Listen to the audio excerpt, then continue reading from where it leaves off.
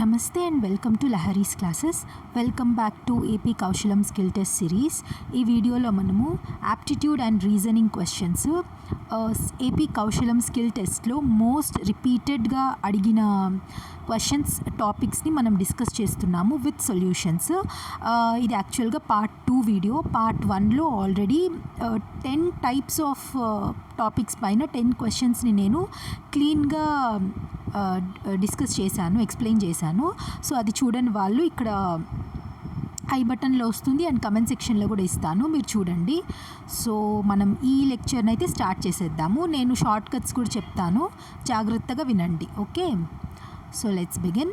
First simple interest పైన question level అయితే ఈజీగానే ఉంది. ఈజీ టు మోడరేట్ అనే చెప్పచ్చు, వెరీ హార్డ్గా అయితే లేదు, ఈజీ టు మోడరేట్గానే ఉంటుంది. కాకపోతే ఒక్కొక్కసారి స్కూల్ లెవెల్లో మనం చదువుకున్న మ్యాథ్స్ నుంచి కూడా అడుగుతున్నారు, ఒక 1-2 క్వశ్చన్స్ అట్లా. యాప్టిట్యూడే కాకుండా ప్యూర్ మ్యాథ్స్లో కూడా అడుగుతున్నారు. నేను అన్నీ కవర్ చేస్తాను మీకు ఈ సిరీస్ మొత్తంలో, సో జాగ్రత్తగా వినండి. Find the simple interest on 5,000 rupees. ఈ 5,000 రూపీస్ అంటే ఏంటి? Principal amount. ఇది ఇచ్చే వడ్డీ ఎంత? At 8% per annum. 8% per annum ఏంటి? వడ్డీ రేట్. అండ్ ఫర్ 3 ఇయర్స్ తర్వాత, ఈ ఇయర్ 5,000 ఇచ్చారు, 3 ఇయర్స్ తర్వాత ఇది ఎంత వడ్డీని మనకు ఇస్తుంది? Simple interest, not compound interest. Simple interest అంటే మనందరికీ తెలుసు PTR/100 అని. సో దానికంటే కూడా ఇంకొకటి నేను ఒక షార్ట్ కట్ లాగా చెప్తాను చూడండి. ఫస్ట్ ఇంట్రెస్ట్ రేట్ ఉంటుంది కదా, 8% పర్ యానం అంటే మీనింగ్ ఏంటి? 8/100 కదా. దీన్ని సింప్లిఫై చేసుకోండి, ఏమవుతుంది? 4 2s are 8, 4 2s are 8, 4 5s are 20. So మనకి 8% మీనింగ్ ఏంటి? 2/25 కదా, 2/25. ఇక్కడ ఏమన్నారు? 3 years కన్నారు. సో ఈ 2/25ని 3 times చేయండి, ఇంటూ 3 వేసుకున్నారా? ఇప్పుడు దేనిపైన ఈ ఇంట్రెస్ట్, ఏ అమౌంట్ పైన ఇంట్రెస్ట్? ఈ 5,000 పైన ఇంట్రెస్ట్ కదా. సో దాన్ని ఎలా రాసుకోవాలి అంటే 2/25 ఇంటూ 3 ఇంటూ 5,000 వేసుకున్నారంటే ఇక్కడ చూడండి, 25 2s are and 0 0, తర్వాత 2 3s are 6 ఇంటూ 200, మొత్తం ఎంత? 1,200 ఈజ్ ద ఇంట్రెస్ట్ రేట్. అంతే, simple interest. Option C is the right answer. Next profit and loss, ఇది అందరికీ తెలిసిందే. Shopkeeper buys an article for 800 rupees and sells it for 920 rupees. So ఒక shopkeeper 800 రూపీస్కి ఒక article కొంటారంట, దాన్ని 920 రూపీస్కి అమ్ముతారంట. సో ఇది ఏమవుతుంది? సెల్లింగ్ ప్రైస్ అవుతుంది. ఇదేమవుతుంది? కాస్ట్ ప్రైస్ అవుతుంది. మళ్ళీ అడిగింది ఏంటి? ఫైండ్ ద ప్రాఫిట్ పర్సంటేజ్ని మనం కనుక్కోమన్నారు. ఆబ్వియస్గా ఇక్కడ ప్రాఫిటే ఉంది. 800ది 920కి అమ్మారు అంటే ఎంత ఎక్కువ కమ్మారు? 800 to 920 అంటే 920 - 800 ప్లస్ 120 రూపీస్కి ఎక్కువగా అమ్మారు. సో ఎంత ఎక్కువగా అమ్మారు అది న్యూమరేటర్లో రాసుకోండి. ఎప్పుడు కానీ గుర్తుపెట్టుకోండి, ప్రాఫిట్ కానీ లాస్ కానీ కాస్ట్ ప్రైస్ పైననే క్యాలిక్యులేట్ చేయాలి. కాస్ట్ ప్రైస్ పైననే, not selling price, cost price పైననే. సో కాస్ట్ ప్రైస్ ఎంత? 800. సో 120/800. న్యూమరేటర్లో ఏముండాలి? డిఫరెన్స్ ఉండాలి, ఈ రెండిటి డిఫరెన్స్. డినామినేటర్లో ఏముండాలి? సిపి ఉండాలి, కాస్ట్ ప్రైస్ ఉండాలి. పర్సంటేజెస్లో అడుగుతున్నారు కాబట్టి ఇంటూ 100, అంతే కదా. 0 0 క్యాన్సిల్, ఇక్కడ 0 ఇక్కడ 0 cancel. 2 5s are, 2 4s are, 4 3s are. So ఎంత? 3 into 5, 15% is the right answer. That is the profit percentage. Next percentage పైన, if the price of a product is increased by 20%, ఒక 100 రూపాయలు ఉన్న ప్రోడక్ట్ని 20% ఇంక్రీజ్ చేశారంటే 120కి అమ్ముతున్నా, 120 చేశారంట. మళ్ళా ఈ 120నే మళ్ళీ ఒక 20% డిక్రీజ్ చేసేసారంట. ఇక్కడ ప్లస్ 20, ఇక్కడ -20. సో సంథింగ్ ఏదో 24 పాయింట్స్ ఎంత తగ్గుతుంది. So what is the net change? ఇలా మనం చేసుకోవచ్చు, కానీ దీనికి షార్ట్ కట్ ఉంది. సింపుల్గా ఈ రెండు వాల్యూస్ ఒకే ఇది అయితే నెట్ చేంజ్ ఎప్పుడు నెగిటివ్లోనే ఉంటుంది. సో మైనస్ రాసుకోవాలి. Minus indicates what? డిక్రీజ్ అని. ఎప్పుడు కానీ గుర్తుపెట్టుకోండి, ప్రోడక్ట్ ఒకసారి ఇంక్రీజ్ చేసి మళ్ళీ డిక్రీజ్ చేస్తే నెట్గా వచ్చే చేంజ్ ఎప్పుడు డిక్రీజింగ్లోనే ఉంటుంది. అంటే 100 రూపాయలు అనేది ఇవంతా చేశాక ఏ 99, 96, 95 అవుతుందన్నమాట. అంటే 100 కంటే తగ్గుతుంది. సో ఈ నెగిటివ్ అనేది దాన్ని ఇండికేట్ చేస్తుంది. సో షార్ట్ కట్ ఏంటి? మైనస్ ఆఫ్ ఈ వాల్యూని మనం ఎక్స్ అనుకుందాం, x² డివైడెడ్ బై 100. అంతే. ఈ రెండు సేమ్ అయితేనే ఈ ఫార్ములా యూజ్ అవుతుంది. ఓకే, సేమ్ కాకపోతే వేరే ఫార్ములా వస్తుంది, అది నేను మళ్ళీ చెప్తాను మీకు. సో మైనస్ ఆఫ్ 20² అంటే 20 × 20 బై 100 ఏమవుతుంది? -4%. మైనస్ ఇండికేట్స్ వాట్ అన్నాను నేను? డిక్రీజ్ అన్నాను. మైనస్ అంటే డిక్రీజ్. So 4% decrease. ఇక్కడ ఇంక్రీజ్ ఉంది, ఇక్కడ డిక్రీజ్ ఉంది. సో జాగ్రత్తగా ఆప్షన్స్ పెట్టండి, లేకపోతే మనకు మార్క్స్ రావు. So option C is the right answer. I hope మీకు అర్థమైంది అనుకుంటున్నాను. యావరేజెస్ పైన ఇక్కడ చూడండి, యావరేజ్ ఆఫ్ 5 numbers 24 అంట. సో యావరేజ్ 24 అయితే 5 numbersకి టోటల్ ఏమవుతుంది? Total is nothing but 24 × 5 which is 5 4s are 20, 5 2s are 10, 120. So 24 5s are 120. అంటే ఏంటి? ఇప్పుడు 5 numbers ఉన్నాయి, ఏవో XYZ AB అనే 5 numbers ఉన్నాయి. ఇవన్నిటి యొక్క సమ్ మనకు 120 వచ్చింది. ఇంకా నెక్స్ట్ స్టెప్ చూడండి, if 1 number is excluded the average becomes 22. అంటే 5 numbers నుంచి ఒకటి తీయేసారంట. ఇప్పుడు మిగిలిపోయినది ఎంత? 4 numbers ఉంది. సో యావరేజ్ ఏమవుతుంది? 22 అంట. సో యావరేజ్ 22 అయితే టోటల్ ఏమవుతుంది? 22 × 4 which is 4 2s are 8 and 4 2s are 8. అయిపోయిందా? ఇప్పుడు అంటే ఏంటి? టోటల్ 5 numbers ఉన్నప్పుడేమో 120, ఒకరు వెళ్ళిపోయాక టోటల్ ఏమైంది? 88 అయ్యింది. సో 88 అయింది. ఇప్పుడు ఆ వెళ్ళిపోయిన నంబర్ ఏంటి అంటే the one number is excluded. That excluded number is nothing but 120 - 88. అంతే కదా, 120 - 88. సో 10లో 8 పోతే 2, 11లో 8 పోతే 3. So 32 is the right answer. Option B is the right answer. Next ratio proportions పైన, the ratio of boys to girls in a class is 3:5. If there are 24 boys, how many girls are there? First మనకి రేషియోగా ఇచ్చేశారు, total ఇవ్వకుండా first boys count ఇచ్చారు. So girls ఎంతమంది అనేది మనం చెప్పాలి. ఎప్పుడు కానీ చూడండి, రేషియో ఇలా ఉంది అంటే, ఇప్పుడు రేషియో ఇలా ఉందంటే 3:5 అని, దాని మీనింగ్ ఏంటంటే 3x:5x అని. ఈ వాల్యూ ఏదో సేమ్ వాల్యూ ఉంది అని అర్థం. ఇది క్యాన్సిల్ అయిపోయాక 3:5 అని వస్తుంది. సో మనం ఆ ఎక్స్ అనే వాల్యూ కనుక్కుంటే మనల్ని ఏం అడిగినా చెప్పచ్చు. ఇక్కడ గర్ల్స్ చెప్పచ్చు, అండ్ టోటల్ గర్ల్స్ వచ్చాక total boys and girls count చెప్పచ్చు, అలా అనమాట. సో ఎప్పుడు గుర్తుపెట్టుకోండి, ఇలా రేషియోలో ఇచ్చారు అంటే something 3 × something is to 5 × something. That something is the same number. 1 అంటే 1 ఉంటుంది, 2 అంటే 2 ఉంటుంది, 3 అంటే 3, అలా సేమ్ నెంబర్ ఉంటుంది. ఇది గుర్తుపెట్టుకోండి. So if there are 24 boys అన్నారు, సో బాయ్స్ రేషియో ఎంత ఉంది? 3 ఉంది. అంటే 3x = 24. 3x = 24. సో x ఏమవుతుంది? 3 8s are, so x = 8. x = 8 వచ్చేసిందా? నేనేమన్నాను? 3:5 బాయ్స్ గర్ల్స్ 3:5 అంటే గర్ల్స్ ఎంత? 5x. గర్ల్స్ ఏమవుతుంది? 5x అవుతుంది. మనకి x ఏమొచ్చింది? 8 వచ్చింది.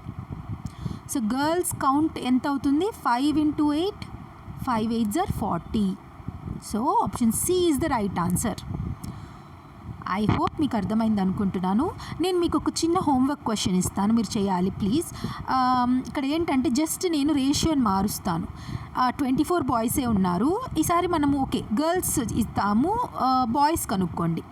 ఫర్ ఎగ్జాంపుల్ ఈ 3:5 రేషియోలోనే గర్ల్స్ ఏమో 25 members ఉన్నారు. దెన్ బాయ్స్ ఎంతమంది ఉంటారు నాకు చెప్పాలి కమెంట్ సెక్షన్లో. ఈ 3:5 రేషియో అలానే ఉంది. గర్ల్స్ ఏమో 25 members ఉన్నారు ఆ క్లాస్లో. నెక్స్ట్ మిగిలిన వాళ్ళు బాయ్స్ ఎంతమంది అనేది మీరు నాకు చెప్పండి. Next time and distance, time speed distance పైన చాలా ఎక్కువ అడుగుతున్నారు. చూద్దాము. Car travels at 60 km/h for 2 hours and 80 km/h for 1 hour. So ఒక కార్ ఏమో 2 hours ఇంత స్పీడ్లో వెళ్తుందంట, 1 hourలో ఇంత స్పీడ్లో వెళ్తుందంట. సో ఇక్కడ మీరు జాగ్రత్తగా చూడండి. స్పీడ్ ఫార్ములా ఏంటి? Speed is equals to distance by time కదా. Speed is equals to distance by time. So ఇక్కడ మనకి ఎక్కడ డిస్టెన్స్ అనేది ఇవ్వలేదు. సో మనం డిస్టెన్స్ ఎలా కనుక్కోవాలి? Distance is equal to time అలా పంపిస్తే distance is equal to speed into time. Speed into time అవుతుంది. ఇక్కడ ఒక డిస్టెన్స్ వస్తుంది, ఇక్కడ ఒక డిస్టెన్స్ వస్తుంది. మళ్ళీ ఈ రెండింటిని మనం సమ్ చేస్తే అంటే అడిషన్ చేస్తే టోటల్ డిస్టెన్స్ వస్తుంది. మనకి కనుక్కోవాల్సింది కూడా యావరేజ్ స్పీడే. యావరేజ్ స్పీడ్ అంటే ఏమన్నాను? మామూలుగా స్పీడ్ అంటే డిస్టెన్స్ బై టైం. సో ఈ డిస్టెన్స్ టైం ఏమో ఈజీగా మనకి తెలిసిపోతుంది. టైం ఏమవుతుంది ఇక్కడ? 2 hours ఒకసారి, 1 hour ఒకసారి. సో టోటల్ టైం ఎంత? 2 + 1 3 hours. సో మనం డిస్టెన్స్ కనుక్కుందాం ఇప్పుడు. సో డిస్టెన్స్ ఏమవుతుంది? ఫస్ట్ డిస్టెన్స్ ఏమో 60 × 2. ఇక్కడ అవర్స్లోనే ఉంది కాబట్టి మనం ఏం చేయాల్సిన పని లేదు. ఇక్కడ km/h ఈ 2 యూనిట్స్ ఒకేలాగా ఉండాలి. ఒకటి m/s అని ఇచ్చేసి, ఒకటి అవర్స్ ఇచ్చి, లేకపోతే ఒకటి సెకండ్స్ అని ఇచ్చి, లేకపోతే మినిట్స్ అని ఇచ్చి, ఇంకొకలాగా ఇస్తే మనం ఫస్ట్ కన్వర్ట్ చేసుకోవాలి. ఐ హోప్ మీకు ఆ విషయం తెలుసు అనుకుంటున్నాను. మనం టోటల్ డిస్టెన్స్ ఏంటో చూద్దాం. So 60 × 2 first distance, that is 120. So second వెళ్ళిన డిస్టెన్స్ ఏమవుతుంది? 80 × 1 which is 80. So total distance ఎంత? Total distance is equal to 120 + 80 which is 300.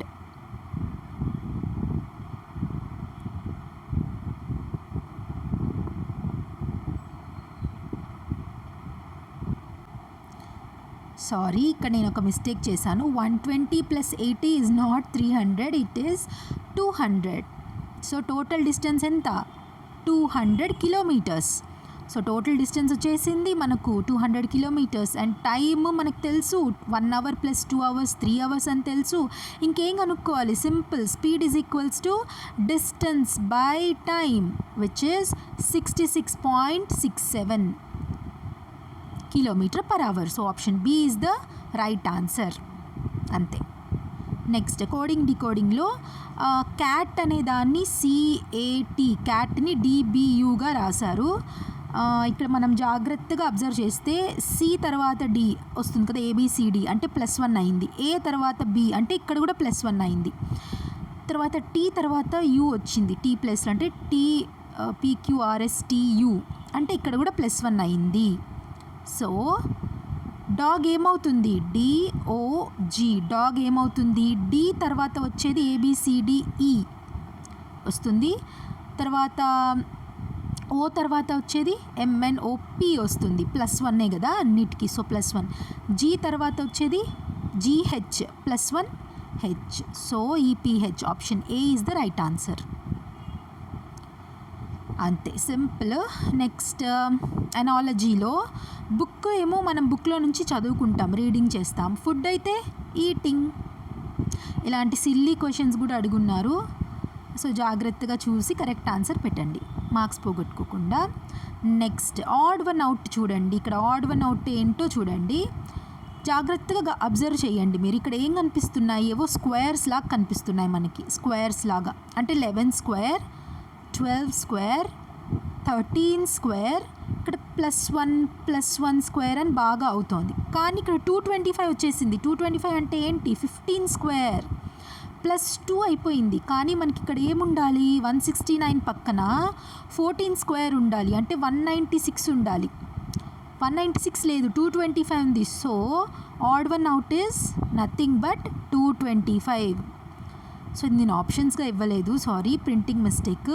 ఇలానే టైప్ చేసేసాను. సో ఆప్షన్స్ పరంగా చూసుకుంటే ఆప్షన్ D అవుతుంది. ఇది ABCD అని చూసుకుంటే D అవుతుంది ఆప్షన్. నెక్స్ట్ సిలాజిజం పైన. సిలాజిజమ్స్ని ఎప్పుడు వెన్ డయాగ్రామ్స్ లాగా వేసుకొని మీరు సాల్వ్ చేయండి. నేను చెప్తాను ఎలా చేయాలో, చూడండి జాగ్రత్తగా. ఆల్ పెన్స్ ఆర్ పెన్సిల్స్ అన్నారు. All pens are pencils. All pens are pencils, అన్ని పెన్లు కూడా పెన్సిల్సే. సో ఆల్ అన్నారు కాబట్టి ఈ ఇన్నర్ సర్కిల్స్ వస్తాయన్నమాట. ఒక అవుటర్ పెద్ద సర్కిల్లో ఇన్నర్ సర్కిల్ వస్తుంది. సో నెక్స్ట్ స్టేట్మెంట్ చూడండి. Some pencils are erasers. ఇక్కడ పెన్సిల్స్ అనేది బయట సర్కిల్ కదా, సో మనం చెప్పిన దాని ప్రకారం వేసుకుందాం. సమ్ పెన్సిల్స్ ఆర్ ఎరేజర్స్ అని వేసుకుందాం. సో ఈ డయాగ్రామ్ గుర్తుపెట్టుకోండి. ఇప్పుడు కంక్లూజన్స్ చూడండి. సమ్ పెన్స్ ఆర్ ఎరేజర్స్ అన్నారు. మనకి ఇక్కడ సమ్ పెన్సిల్స్ ఆర్ ఎరేజర్స్ అని ఇచ్చారు, కానీ స్టేట్మెంట్లో ఎక్కడ కూడా పెన్స్కి ఎరేజర్కి ఏ రిలేషన్ చెప్పలేదు. సో ఇది మనం కంక్లూడ్ చేయలేం. So conclusion 1 is wrong. చెప్పలేం, డెఫినెట్గా చెప్పలేం. ఒకవేళ ఈ సర్కిలే కానీ ఇలా కంబైన్ అయ్యి ఉంటే అప్పుడు చెప్పొచ్చు, కానీ డెఫినెట్గా చెప్పలేం. సో డెఫినెట్గా చెప్పలేం కాబట్టి దీన్ని మనం తీసుకోం ఈ ఆప్షన్ని, ఫస్ట్ కంక్లూజన్ని. సో సెకండ్ కంక్లూజన్ చూడండి. Some erasers are pencils. Absolutely correct, అంతే కదా. సమ్ ఎరేజర్స్ ఆర్ పెన్సిల్స్ అన్నారు. ఇక్కడ చూడండి, ఎరేజర్ సర్కిల్, పెన్సిల్ సర్కిల్. ఇక్కడ సమ్ ఎరేజర్స్ ఆర్ పెన్సిల్స్ ఇక్కడ ఉంటుంది. So this is true. So only 2 is the correct answer. 2 is the correct choice. So అది 10 questions. So 10 models నేను కవర్ చేశాను. I hope మీకు ఈ సెషన్ ఫ్రూట్ఫుల్గా ఉంది అని అనుకుంటున్నాను. అండ్ పార్ట్ 1 చూడని వాళ్ళు పార్ట్ 2 చూడండి. ఛానల్ని కొత్తగా చూస్తున్న వాళ్ళు సబ్స్క్రైబ్ చేసుకోండి. మంచి లెక్చర్ వీడియోస్ నేను మీకు తీసుకొని వస్తాను. అన్నీ communication, aptitude and reasoning, psychometric, technical test related questions అంతా కూడా ఆల్రెడీ నేను చాలా వీడియోస్ చేస్తున్నాను కౌశలంకి రిలేటెడ్. ఆ ప్లేలిస్ట్ మొత్తాన్ని నేను కమెంట్ సెక్షన్లో ఇస్తాను. చూడండి, కమెంట్ సెక్షన్లో ఫస్ట్ కమెంటే అది ఉంటుంది, చూడండి. సో పార్ట్ 3 కూడా నేను చేస్తాను. నెక్స్ట్ డే పార్ట్ 3 ఉంది. So thank you so much for watching till the end. అందరూ కొత్తగా ఎగ్జామ్ రాస్తున్న వాళ్ళకి all the very best. God bless you all. జై హింద్.